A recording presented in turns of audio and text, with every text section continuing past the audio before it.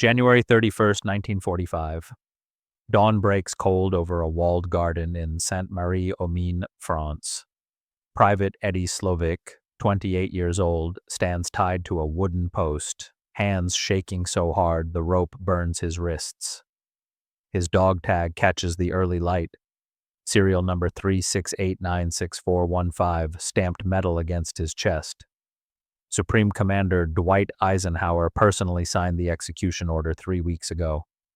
Eddie Slovik is about to become the only American soldier executed for desertion since the Civil War. 80,000 other men deserted and walked away. Why him? 12 rifles are raised. One contains a blank round. Nobody knows which. The chaplain offers a blindfold. Eddie refuses. The commander reads the charges, cowardice in the face of the enemy. Eddie's final request, a priest, one more letter home, denied. The execution order sits on a clipboard nearby, Eisenhower's signature still fresh. What Eddie does in the next 60 seconds will rewrite everything they thought they knew about courage. Detroit, 1942. Eddie Slovik had a record before he had a reputation. Petty theft, breaking and entering, juvenile hall twice before he turned 20. The kind of kid the city forgot about until he showed up in court again. But something changed when he met Antoinette Wisniewski at a church social in early 1942. She worked at a drugstore counter, saved every dollar, believed in second chances. They married that November. Eddie got an apprenticeship at Plumbrook, a small manufacturing plant on the east side. Steady work, clean record for the first time in his adult life. The draft board looked at his file in early 1943 and stamped it 4F, unfit for military service due to prior criminal convictions. Eddie exhaled. Antoinette was already pregnant. For once his past saved him. But the war ate men faster than anyone predicted. By January 1944, the standards dropped. Criminal record or not, if you could hold a rifle, you were going in. Eddie received his induction notice on a Tuesday. He reported to Fort Custer 3 days later. They issued him serial number 368964415. The dog tag felt cold around his neck. The Army didn't want him until they needed bodies more than soldiers. Training was easy. France was impossible. Eddie landed in France in August 1944, assigned to the 109th Infantry Regiment, 28th Division.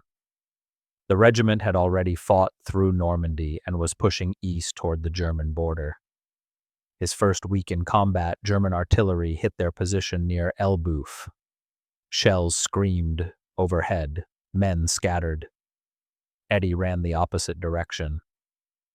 He found a Canadian unit 2 miles away, told them he'd been separated from his company. The Canadians didn't ask many questions. They fed him, gave him a bunk, let him stay. For 6 weeks, Eddie lived quietly among soldiers who didn't know his name or care about his paperwork. He washed dishes, hauled supplies, stayed out of sight. In early October, military police swept through the Canadian lines looking for stragglers. They checked his dog tag against the roster. Serial number 368964415. Officially absent without leave. They returned him to the 109th Regiment. Captain Ralph Grotta, his company commander, was short on men and shorter on patience. Eddie stood in the tent while Grotta reviewed his file. The dog tag hung visible on his chest. Grotta shook his head. "You ran once. Everyone knows you'll run again." Eddie kept a Canadian ration tin in his pocket as a reminder that survival was possible if you stayed invisible. Then he did something nobody expected. He told the truth. October 8, 1944. Eddie sat at a field typewriter and wrote a 2-page confession. The keys clacked slowly.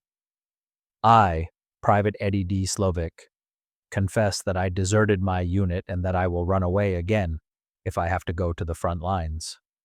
He signed it, dated it, walked it directly to Captain Grotta. Grotta read it twice.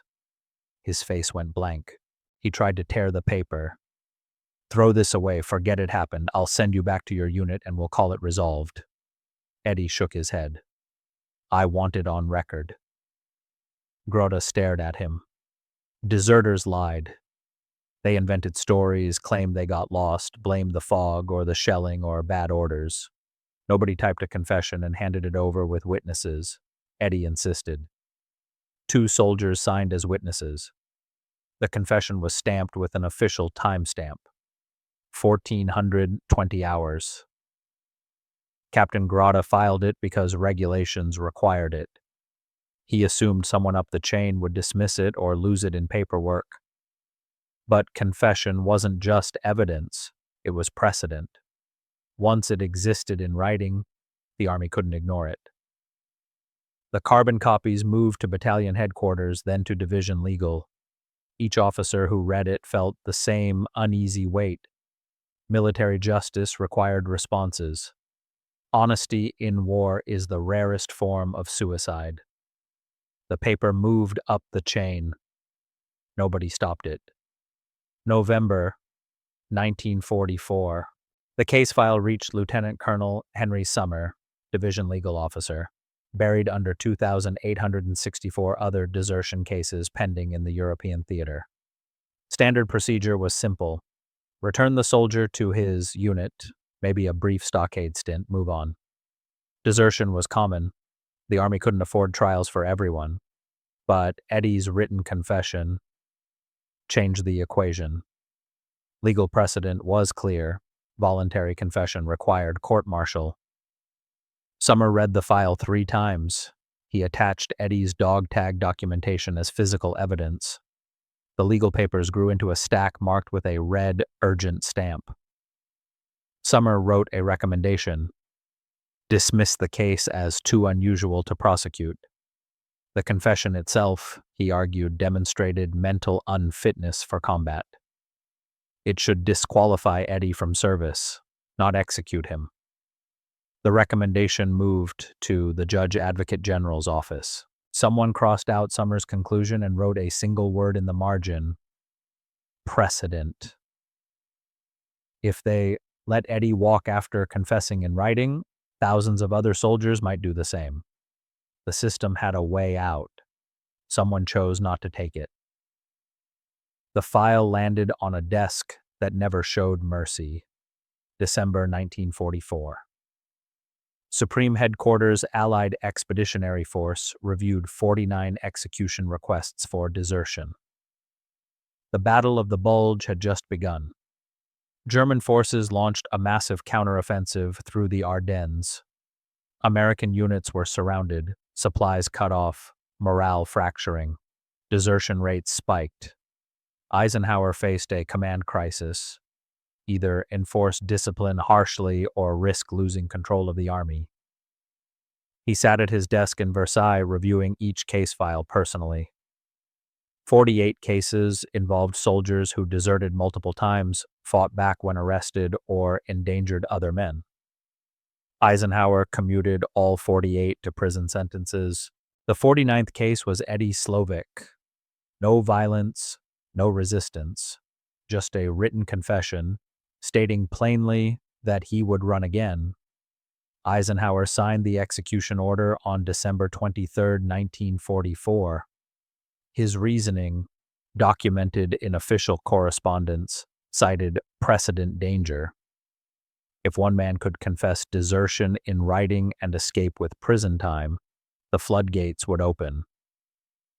The death warrant listed Eddie's serial number, 36896415.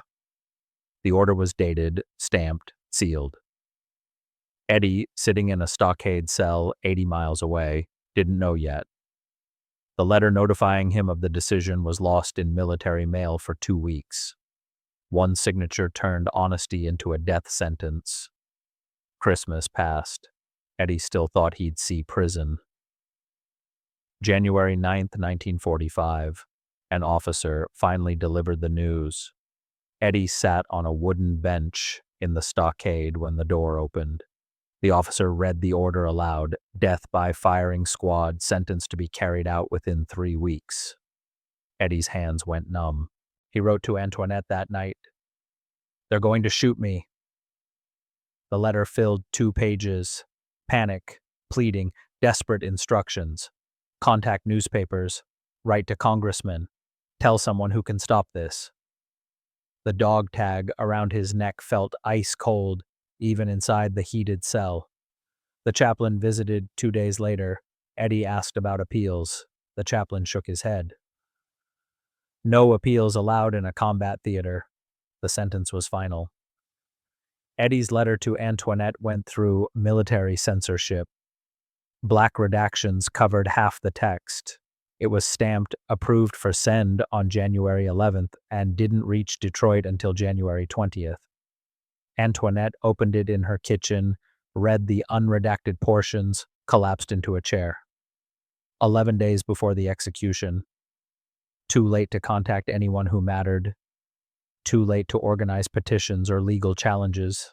The letter had traveled 3,000 miles, passed through 6 postal stations, been reviewed by 4 censors, and arrived exactly 1 day too late to matter. Distance killed him before bullets did. 3 weeks left. Nobody was coming. January 31st, 1945, just after dawn. Eddie was led from the stockade to a private garden behind a stone wall in the French town of Sainte-Marie-aux-Mines. Frost covered the ground. A single wooden stake stood in the center of the garden, rope coiled at its base. 12 soldiers from the 109th Infantry had been selected for the firing squad, though none volunteered. Eddie's actual unit, men who'd served beside him, refused the assignment. These were replacements, men who didn't know him, pulled from other companies. Officers stood in formation. The chaplain, a medical officer, the firing squad commander. Eddie wore his full uniform. The dog tag still hung around his neck. Regulations required it. He was shaking visibly. He asked for water. The request was denied. The chaplain approached, offered a blindfold. Eddie shook his head. He wanted to see it coming. The garden was quiet except for boot steps on frozen dirt and the metallic click of rifles being loaded. A French civilian watched from a window across the street, later describing the scene to local reporters. Eddie stood near the post, hands bound behind him, breath visible in the cold air. The firing squad commander checked his watch. 10:03 a.m. Even the men assigned to kill him didn't want this. He had one thing left to say. 10:04 a.m. Eddie was tied to the post. The chaplain read the final rites in a low voice. Eddie stayed silent. The firing squad commander stepped forward and read the charges aloud for the official record. Desertion in the face of the enemy, convicted by general court-martial, sentence approved by the supreme commander. Eddie suddenly spoke. "I'm sorry for everything." Not to the army, to Antoinette, to the child he'd never meet. He looked at the chaplain. "Make sure my dog tag gets back to my wife." The chaplain nodded. Eddie closed his eyes. The 12 rifles rose in unison. The medical officer, standing off to the side, checked his pulse out of procedure. 140 beats per minute, fear coursing through every vein. Eddie whispered something under his breath. Nobody standing close enough heard the words. The commander raised his hand. 12 men took aim at a man who'd simply told the truth. Multiple official reports documented what happened next, filed in military archives, reviewed decades later by historians trying to understand how this became the only execution of its kind. Courage isn't fearlessness. It's facing death anyway. The bullets fired. What happened next, nobody reported. The volley echoed off the stone wall. Eddie slumped forward against the ropes. The medical officer walked across the frost-covered ground and checked for a pulse. Dead. The body was cut down. The dog tag was removed per military protocol and placed in an envelope. The chaplain, Father Carl Cummings, supervised the removal of Eddie's personal effects. He noticed something odd.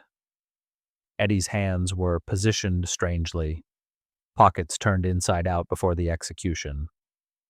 Procedure required searching for contraband, but during the preparation of the body for burial, a medic found something everyone had missed: a torn piece of paper, folded tight, hidden inside Eddie's right boot between the sole and his foot. The medic unfolded it carefully. A fragment of a letter, ink smudged from sweat and moisture, one sentence visible. "Tell our child I wasn't a coward, I just couldn't kill." The letter fragment never entered the official record. The medic handed it to Father Cummings, who slipped it into his pocket. The personal effects inventory listed Eddie's uniform, his dog tag, and standard issue items. Nothing about the letter. Nobody wanted more paperwork. The bravest thing he did was explain himself. But that wasn't the real discovery. Eddie's body was buried the same day in Plot E, Was Eisen American Cemetery, Row 3, Grave 73. No name on the marker. Just a number stenciled on a white cross. Plot E held 96 American soldiers, all executed for crimes ranging from desertion to murder to rape. The section was closed to the public, its location classified in military records.